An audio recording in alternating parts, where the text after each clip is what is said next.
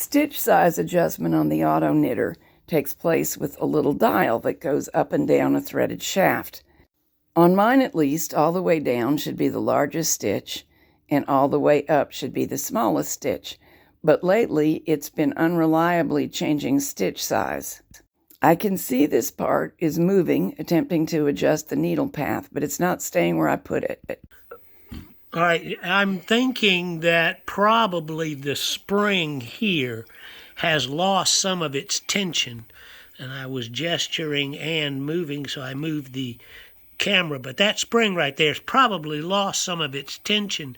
My thinking is you have some threads at the top here and a small lock nut that you can tighten by hand. Hold this, tighten that, so then vibration does not move that wheel any at all. I'm thinking this is where you want it set to match the stitch size that you were working with. Is that right? Well, I'm going to try it that way. I'm going to have to get used to this new settings after it quits wandering around. Okay, and there you are. It will not move now.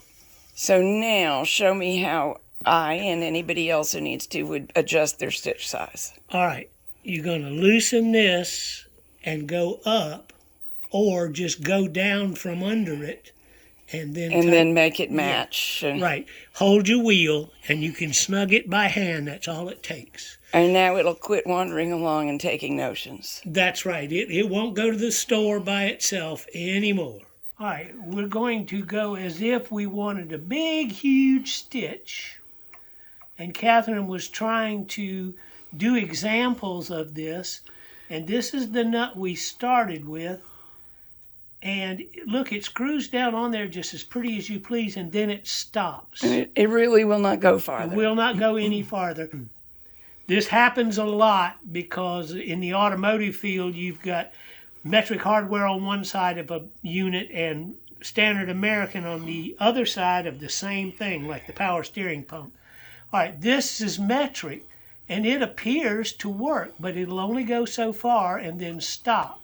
This, I went and measured it, is a 9mm 1.25 thread pitch. So that's less than ideal. Right. Now, to the naked eye, those two look the same.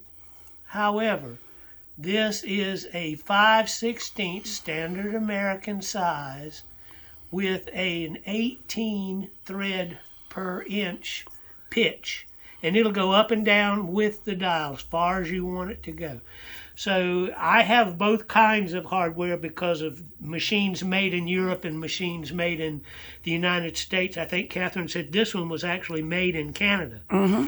But they're using standard American engineering, SAE hardware. So this is the correct fit and what people should probably look for. Yes, a 5/16. Assuming, which 18. we do not know to be a fact, that they were all made with identical hardware. Right. It helps to have a thread pitch gauge to figure out what's going on, which is what I just went and did.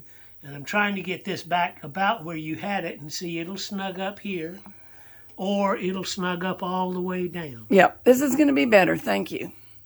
So to test it out, I started out with the dial down as far as it would go, and it made a very large stitch. And then I gradually tightened the stitch by raising the dial up the threads until it made a sock-suitable stitch much smaller. I'm satisfied that what's going on at the end of this test is sock-suitable fabric. Since I was only doing a few rounds, I did not tighten the nut after every stitch adjustment, but I certainly will in this position, and that way I know that the stitch size will remain the same.